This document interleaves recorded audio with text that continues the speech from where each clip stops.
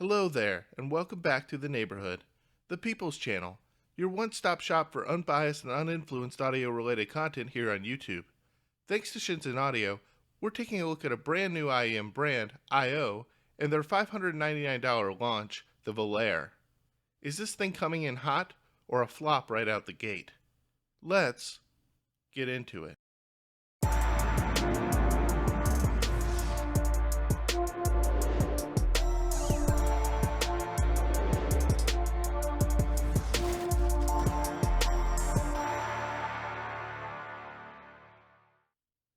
In terms of the build, this is a 1DD, 4BA, 4EST hybrid design that is actually really lightweight despite it being loaded with drivers.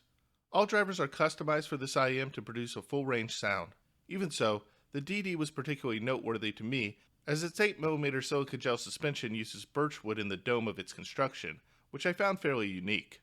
But maybe you know of other drivers that utilize wood domes as well. If so, leave a comment for the community in the comment section below. The shell itself is comprised of resin, and the colorway here is a black and sparkled silver with a biomechanical looking faceplate. A PCB crossover is utilized to organize the frequency response for a smooth and natural sound. I should also note that the packaging and unboxing experience here with the Volare is an experience, and a pretty premium one at that. The packaging opens up to showcase a large leather-bound carrying case which houses the IEM for protection, and then further reveals a drawer-like system that houses the additional accessories. The first drawer includes a very nice woven 2-pin multi-plug cable, which includes a 3.5mm unbalanced and 4.4 and 2.5mm balanced screw-on terminations. And I have to pause here and say that I really like this cable. It flows really well, never kinks, and has a premium feel to it without being overly thick and weighty. The middle drawer consists of a variety of silicone and foam ear tips from IO, and the bottom drawer houses a 3.5 to 6.35mm adapter and additional documentation. In my opinion, this is a very classy presentation overall, and shows that IO's come to play at the $599 price point. With additional regard to the Volare's ear tips, each of the provided tips in the box sounded good, but slightly different. None of these sounds were bad per se, but I did ultimately prefer the Volare with Triclarion ear tips affixed in lieu of those from IO. Even so, the Volare isn't really that ear tip dependent, and it sounded good with almost any ear tip that I mounted to it. Negatively, isolation was pretty poor with the Volare, as it did a pretty poor job of blocking out outside noises, so this may not be the IEM to pick up if you're a commuter. But let's get into the Volare's sound, as its packaging and solid build aside, the sound itself will be the reason to pick this one up. And not to spoil the punchline really, but this is a good one. In fact, I'd go so far to say that these are a breath of fresh air in the marketplace that has become somewhat stale as of late. It's clean, clear, pleasant, and surprisingly detailed. It's not the biggest stage from left to right, but there is an appropriately good height to the image, and there's excellent dimension to the sound in its forward direction for sure. It layers superbly well too, and separation of both instruments and individual notes is not only distinctive, but also very well executed. Placement of sounds within the stage itself displays effortless precision, and are also spot on in terms of what the ear expects per the track. And at the same time, the Volare's overall presentation remains remarkably coherent, despite being loaded up with a truckload of drivers in each shell. Timbre is accurate overall, but ever so slightly dark and mildly warm, with almost a smoky flavor in terms of its sonic delivery. Moving on into the sound profile, the bass here is really special. It isn't the most dynamic bass, as it does lack some impact at times, and comes across a bit delicate to the ear on occasion, almost like a planar magnetic headphone. But at the same time, it's got a ton of bass detail, texture, and accurate expression across the low end frequency response. And of a particular note, it also really rumbles well. Yet because of its mellow but detailed low-end expression, it also never fatigues, even over the course of lengthier listening sessions. To put it another way, there may be a bit of dearth and slam with the Volare, but its low-end has a certain pristine yet momentous quality to it, as it spreads out in a thunderous manner for its listener within its soundstage. Early mids are a bit lean, and come across as mildly thin in their character, lacking a sliver of presence at times.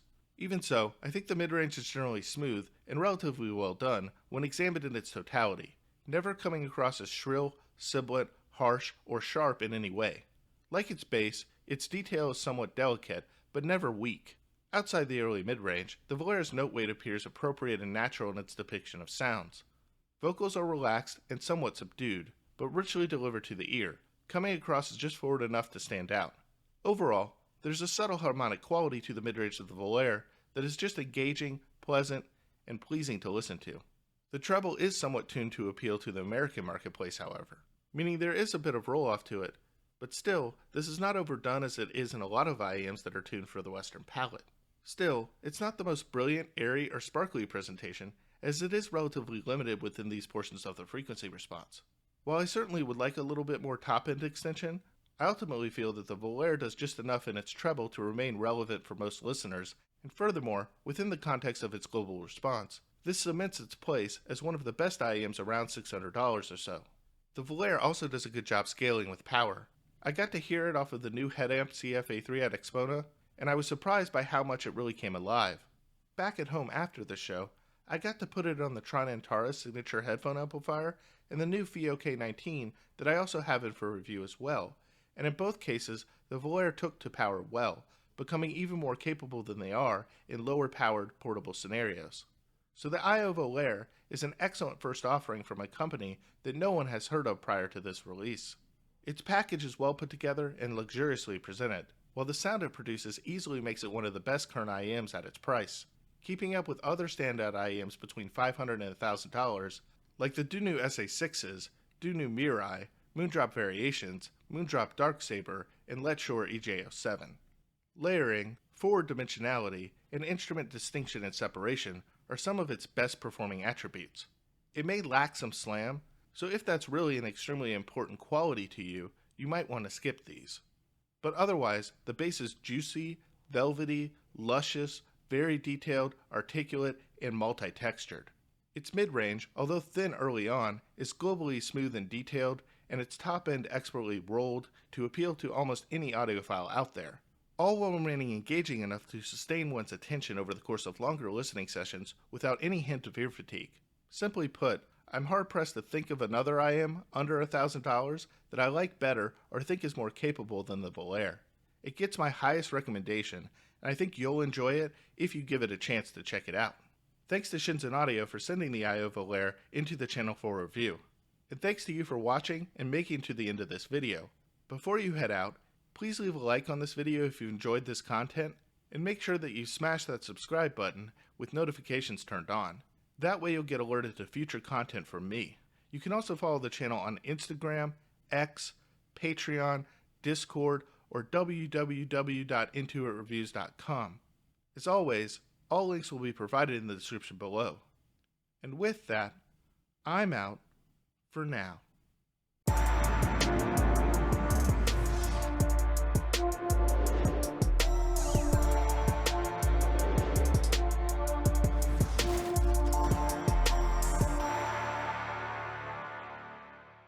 You